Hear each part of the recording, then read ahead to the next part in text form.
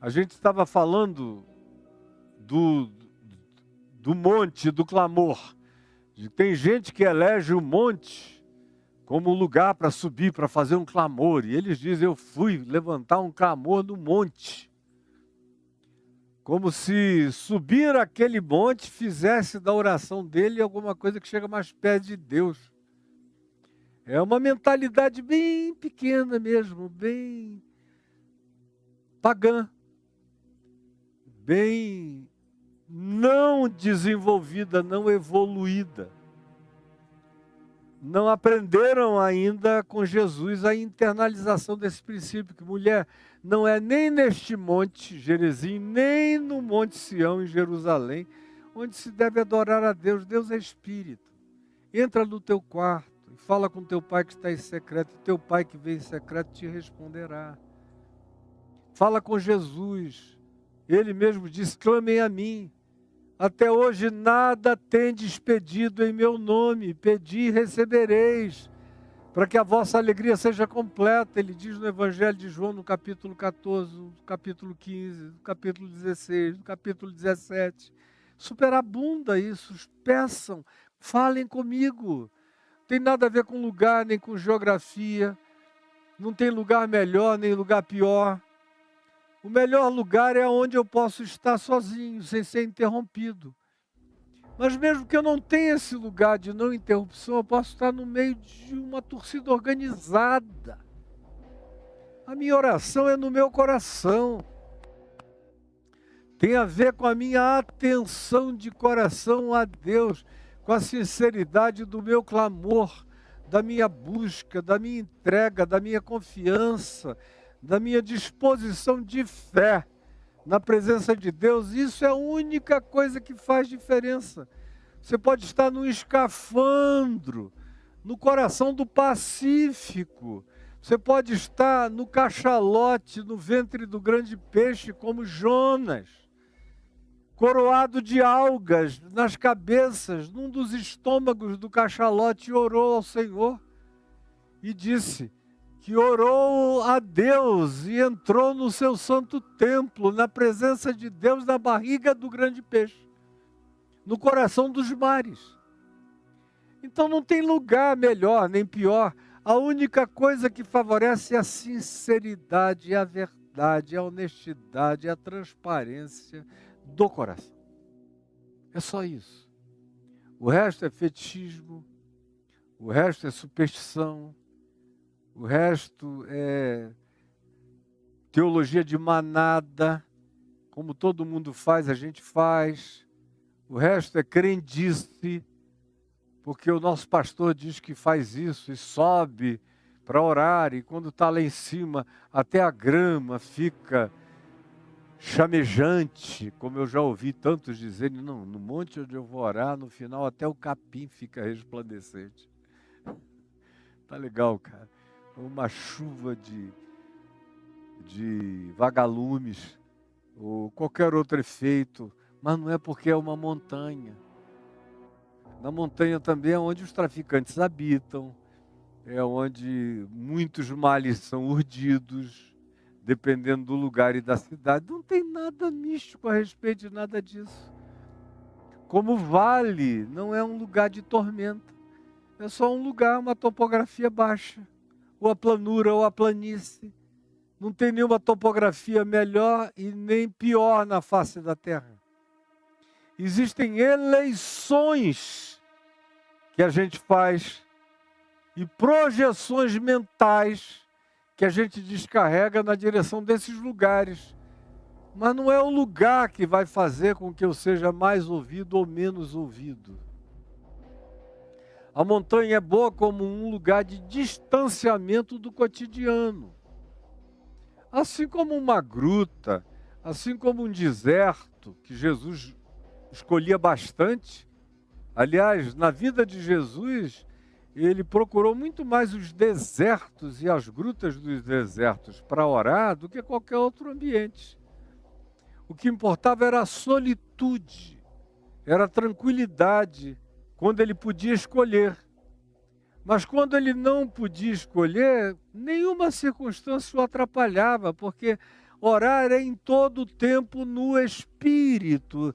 É um falar contínuo com Deus, onde eu faço o meu pensamento virar oração e a minha oração se condicionar na natureza dos meus próprios pensamentos. Quando eu me desenvolvo assim, o meu pensar é um horário, o meu horário é um pensar, de modo que eu faço disso um ciclo constante.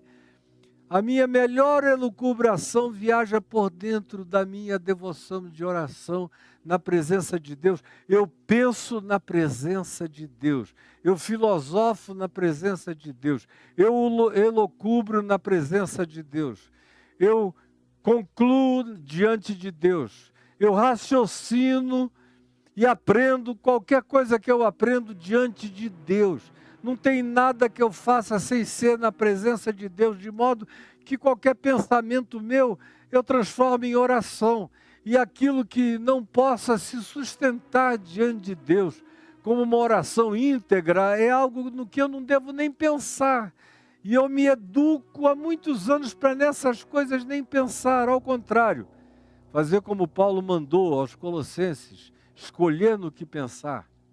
Escolher pensar em tudo que é puro, em tudo que é louvável, em tudo que é de boa fama.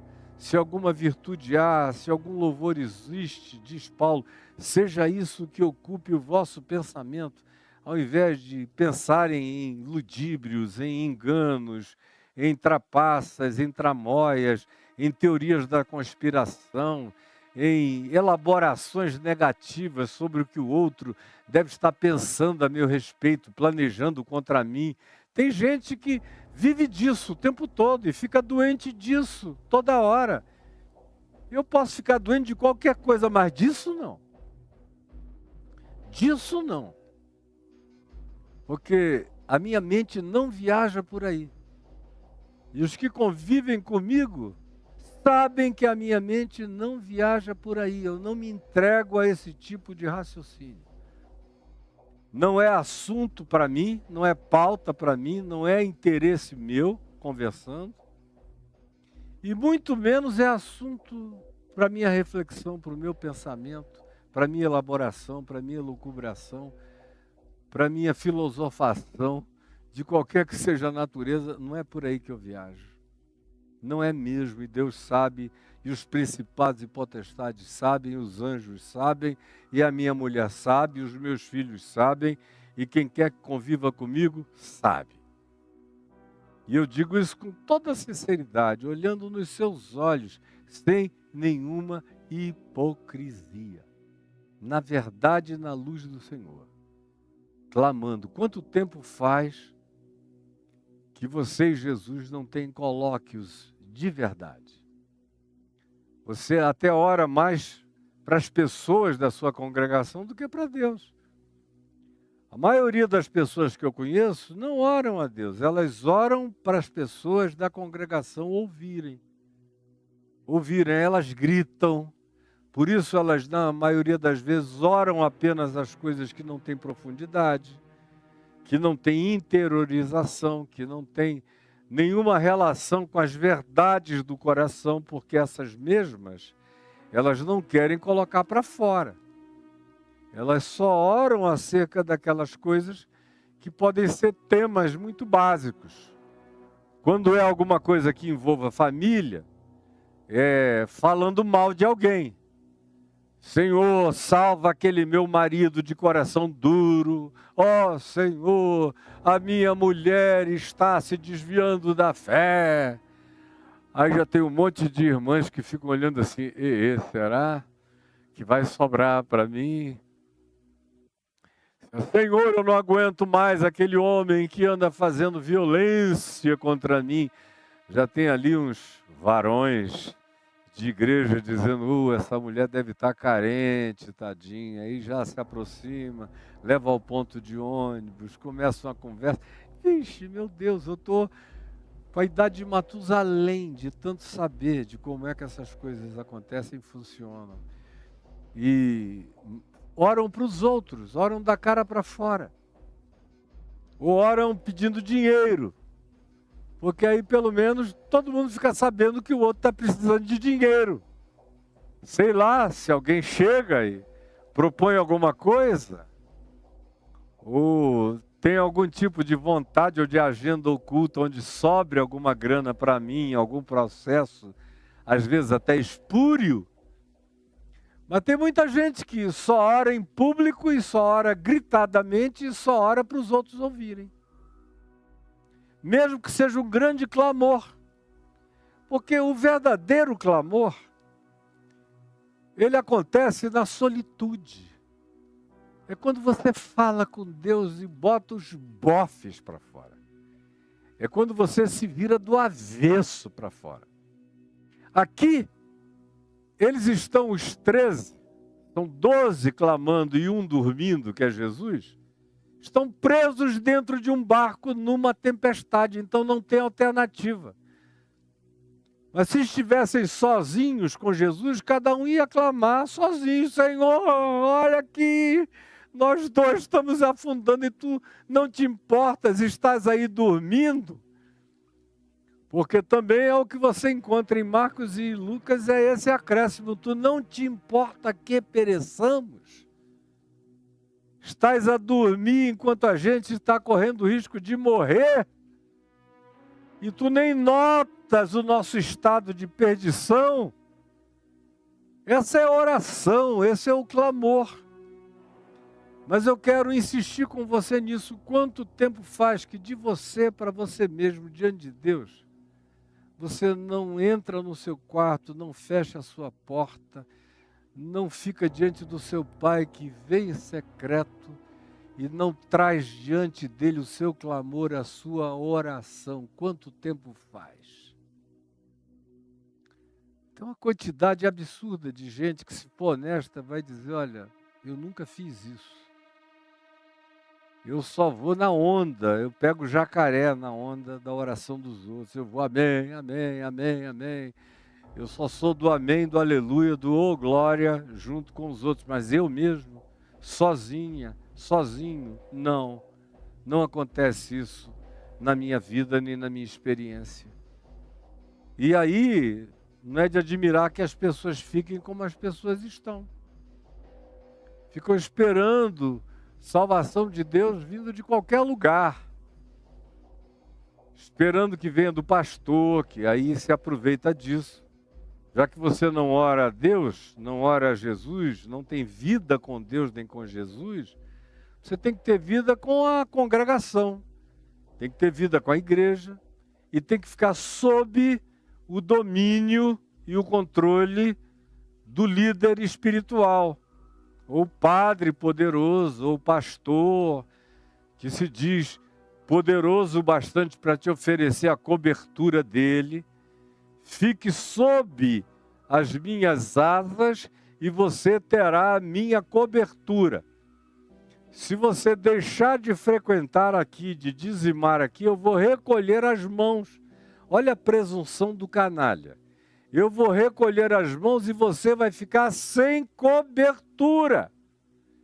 Que coisa mais nojenta e mentirosa. Mas vocês que não têm vida com Jesus, não conhecem o Evangelho, não têm intimidade com Deus, não têm a garantia de que nenhum mal te sucederá sozinho. Nenhuma praga chegará à tua casa sozinho. Porque ao Senhor Ele dará ordens aos anjos a teu respeito, para que te guardem em todos os teus caminhos sozinho. Por isso, sozinho, tu podes ter certeza de que não te assustarás do terror noturno, nem da seta que voa de dia, nem da peste que se propaga nas trevas, nem da mortandade que assola ao meio-dia. Tu podes, sozinho, na presença de Deus, ter certeza de que cairão 1000 ao teu lado, 10.000 à tua direita, mas tu não serás atingido. Somente com os teus olhos contemplarás e verás a revolução de Deus, virando tudo ao contrário, enquanto tu mesmo estarás guardado e protegido sob as asas do Altíssimo, nesse refúgio intocável. Como Paulo diz em Romanos 8, quem é que vai me tocar? Quem é que pode me separar? Quem é que pode me fazer mal?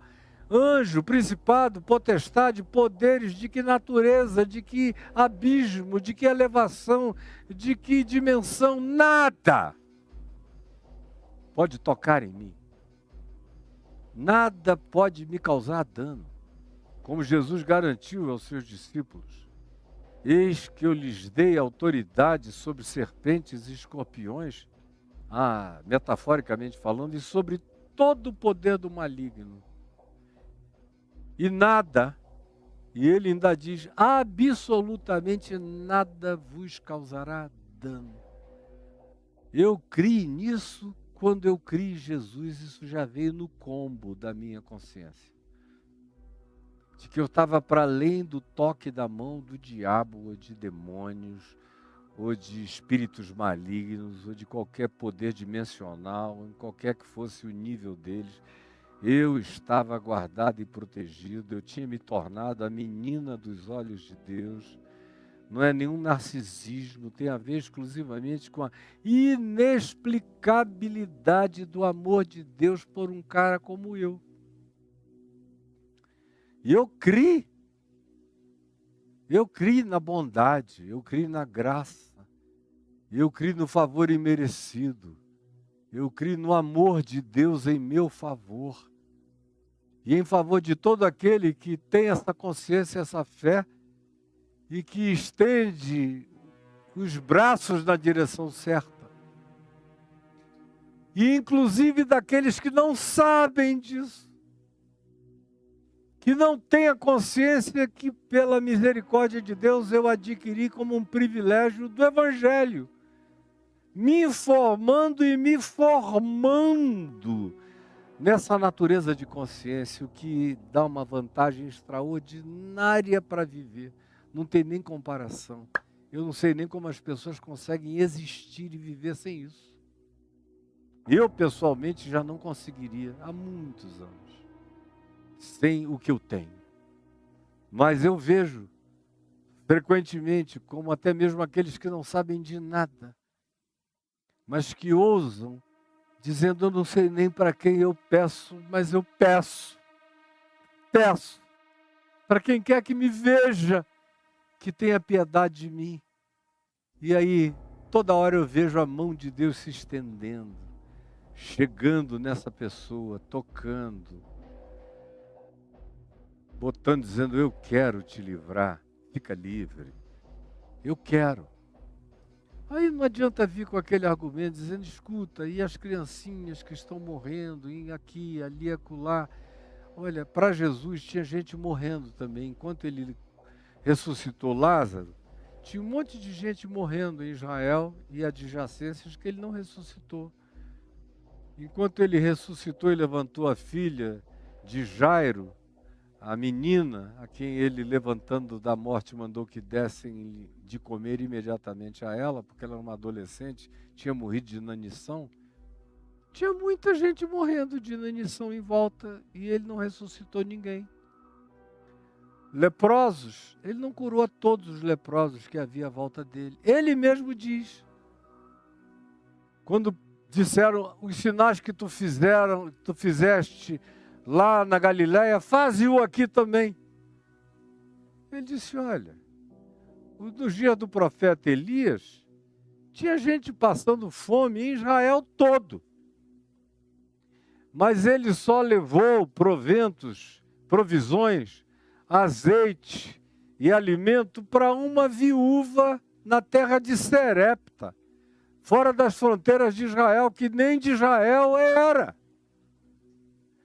Então, não entre nessa não. Eu estava vendo outro dia um pastor querido dizer isso. Não, eu não tenho mais coragem de orar pedindo intervenção de Deus por nada. E eu olhei e falei, pobre de você. Pobre de você. E você é gente boa. Você é um cara do bem, não faça isso não. Você comprou uma teologiazinha de descrença de saduceus. Como eu conheço uma quantidade enorme de teólogos, de acadêmicos, que oram nos cultos das suas igrejas. Só para o povo ver que eles oram, e eles oram bonitinho. Mas se você o chamar no particular e pedir para que eles unjam você com óleo e orem, porque você está com uma enfermidade terrível, mas você crê que Deus pode socorrer você e você teve o desejo de ter uma comunhão de oração com aquela pessoa que você ama tanto, respeita tanto e pede que ela se una a você, 2 ou 3, em meu nome, eu ali estou no meio deles. Você não quer ser esse segundo comigo na presença de Deus em oração, concordar com o meu desejo de oração? Aí o cara diz, olha, eu não creio em cura divina, eu não creio mais em milagre, eu não creio em nada disso, e está assim de gente. Inclusive dentre os pentecostais, os neopentecostais, que fazem isso como teatro de encenação de cura divina, mas na casa deles, eles não oram pela mulher doente, pelo filho doente, eles não entram no quarto, não dobram os joelhos, eles não oram por si mesmos, na presença de Deus, não oram. É tudo uma teatralização de oração e de clamor, é tudo uma performance, é tudo desempenho para impressionar os que vão dar dinheiro, só isso. E entre os grupos históricos, chamados ortodoxos, considerados teologicamente mais arrumados, aí é que a oração morreu mesmo, exceto a comunitária no cumprimento da liturgia da oração. Mas a oração sem a liturgia pública praticamente desapareceu. Morreu. Não tem mais clamor. Você sabe, você que está me vendo aqui nas plataformas variadas, sabe que o que eu estou dizendo é verdade a partir de você, da sua vida. Senhor, salva-nos, perecemos. Quanto tempo faz que só você e Jesus, só você diante de Deus, não faz uma oração assim? Ou na presença das pessoas mais confiáveis, vivendo drama idêntico ao seu. Presos no mesmo container, no mesmo barco, sob a mesma tempestade. Quanto tempo faz que você não reúne a família no barco da casa para orar em razão dessa grande tempestade que está assolando vocês? Quanto tempo faz? O fato é que no passado isso era normal. A gente fazia o tempo todo. Não fazer é que era uma anomalia. Hoje em dia, isso desapareceu. O cara pega o celular e manda uma palavra para alguém, para algum grupo. Ó, gente, orem por mim. Vamos orar por fulano. Aí, porque ele botou aquele pedido de oração naquele grupo, ele mesmo não ora nem pela pessoa por quem ele pediu a oração. E todo mundo no grupo acha que o fato de alguém ter pedido oração por alguém naquele grupo, de WhatsApp, ou de Telegram, ou de qualquer outro aplicativo, a oração em si já foi feita. Parece que quem vai responder é o Mark Zuckerberg. Caiu no aplicativo, o aplicativo intercede por nós na presença de Deus. Não é assim que acontece com você, com todo mundo. E cada vez mais. E a gente entra num cinismo dizendo, eu estou orando por ele. Não, você pediu oração pelo outro. E você mesmo, por ele, por ela, não ora. Mas como você pediu, você se exime desse compromisso para sempre.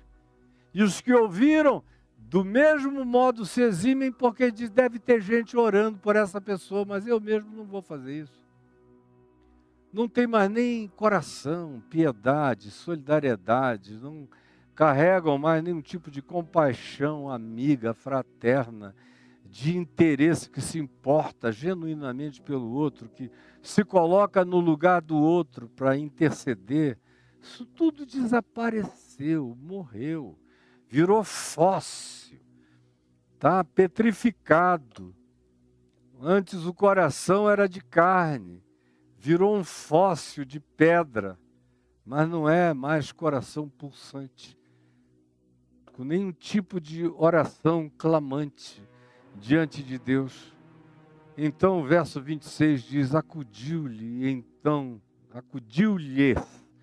porque eles clamaram juntos, dentro do mesmo ambiente de angústia, contra a mesma realidade que os afligia. Acudiu-lhes então.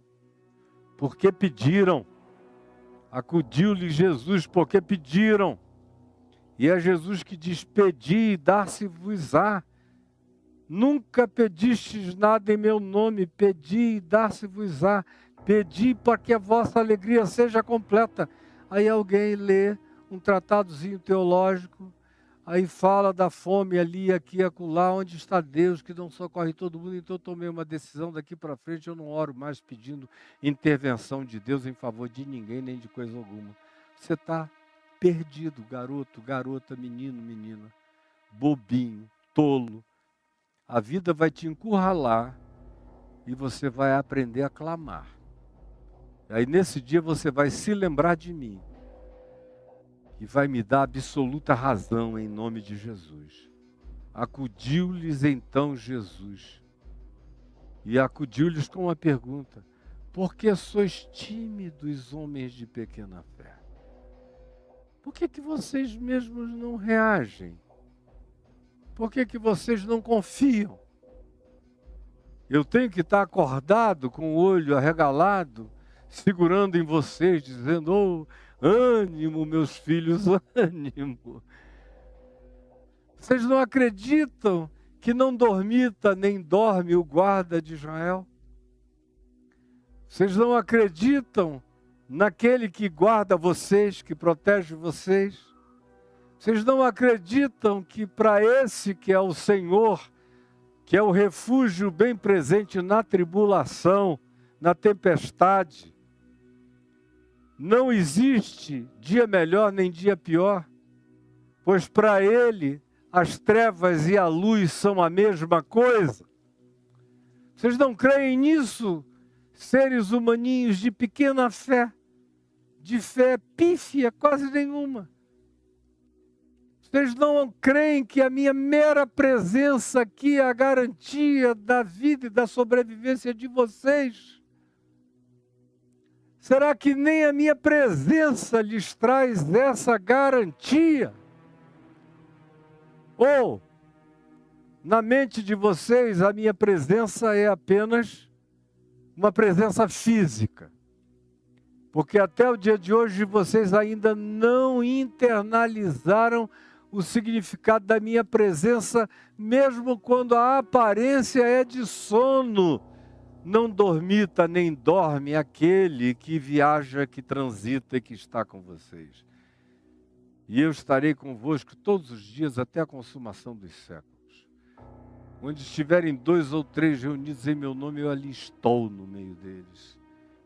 Com movimento, sem movimento, com aparência de qualquer demonstração de presença ou não, Ele está comigo.